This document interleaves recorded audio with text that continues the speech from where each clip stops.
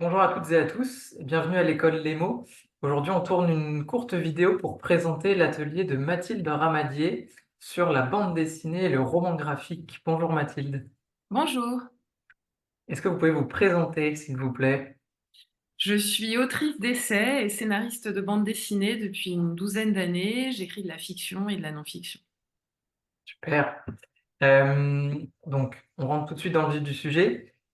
Pour parler de l'atelier, est-ce que vous pouvez nous le présenter? Donc, quel est le thème? On l'a un peu dit rapidement, mais quel est le thème, son objectif, à qui il s'adresse, et puis comment est-ce que vous prévoyez de l'organiser?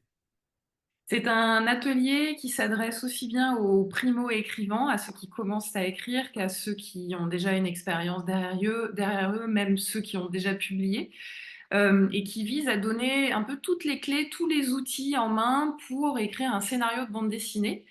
Parce que c'est un métier qui est assez peu connu. Donc, le but de l'atelier, c'est aussi de lever le voile sur une pratique qui est très riche, qui emprunte autant aux romanciers qu'aux directeurs artistiques, aux réalisateurs de films, aux scénaristes de cinéma.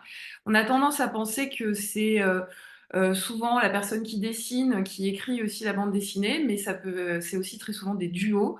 Et le scénario de bande dessinée, ça peut s'apprendre, ça peut s'apprendre sur le tas, mais c'est un milieu qui est tellement foisonnant, tellement riche, particulièrement ces dernières années, avec un succès grandissant, que je trouvais qu'il était important d'être guidé aussi dans cette petite jungle. Donc cet atelier va apprendre à écrire ce qu'on appelle le séquencier en bande dessinée, c'est la succession des scènes, le découpage, le fameux découpage qui consiste à passer d'une case à l'autre, puis d'une page à l'autre, en suivant les moments clés de l'action. Et donc finalement à penser en images son texte et l'imaginer d'abord en image dans sa tête pour le traduire en texte, un texte qui sera ensuite dessiné par quelqu'un d'autre. Ok.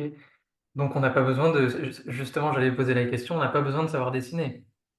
Alors, ça peut être un plus, mais évidemment, non, ce n'est pas un prérequis pour l'atelier. Il s'agit bien d'un atelier d'écriture et pas d'un atelier de dessin. Mm. Mais les personnes qui sont, par exemple, dessinatrices et qui souhaitent s'initier au scénario sont bien évidemment les bienvenues.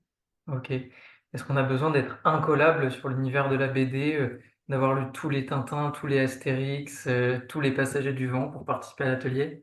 Non, et c'est ça qui est formidable, je trouve, dans l'histoire de la bande dessinée, c'est que c'est une culture tellement riche, depuis la bande dessinée classique franco-belge jusqu'à ce qu'on appelle le roman graphique aujourd'hui, et puis les tout nouveaux auteurs émergents. On peut venir d'univers très différents et avoir envie de parler le même langage, Mm. de trouver cette synergie entre le texte et l'image, qui n'est pas non plus celle du cinéma. Mais rappelons-le, la bande dessinée est un art séquentiel, c'est-à-dire une narration qui se construit séquence après séquence selon des images et des moments clés.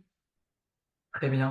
Est-ce que vous auriez une petite idée, un exemple, un petit teaser d'un exercice que vous aimeriez bien donner pendant l'atelier? Eh bien, justement, je parlais à l'instant de ces fameuses images clés. Un des exercices les plus importants dans le métier de scénariste, c'est de ne pas tout dire. Alors, ça peut être compliqué quand on est bavard, parce qu'on peut, par exemple, être très bavard quand on écrit un roman, mais quand on écrit une BD, il faut peu dire, mais il faut bien dire.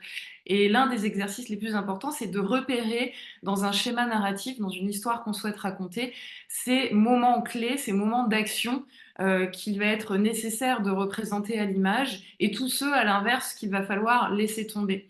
Et donc, je vais demander aux participants de raconter une certaine scène, je ne dis pas ici laquelle, et de la raconter sous cette forme de moments clés, un peu comme si on regardait une scène sous la forme de flash stroboscopique. Super. Enfin, une question un petit peu plus personnelle. Quel est le meilleur conseil qu'on vous ait donné?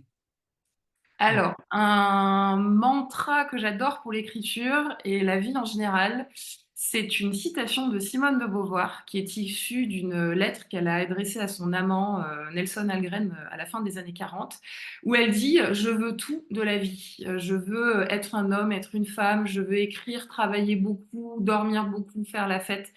Et je trouve que ça peut être c'est vraiment une chose importante dont on peut se souvenir les jours où on manque de motivation, où on n'a pas trop de direction à prendre pour notre journée, et particulièrement dans les métiers créatifs, hein, ce je veux tout de la vie est un parfait mantra. Super. Eh ben, merci beaucoup pour cette présentation Merci, et à très bientôt à l'école des mots. avec plaisir.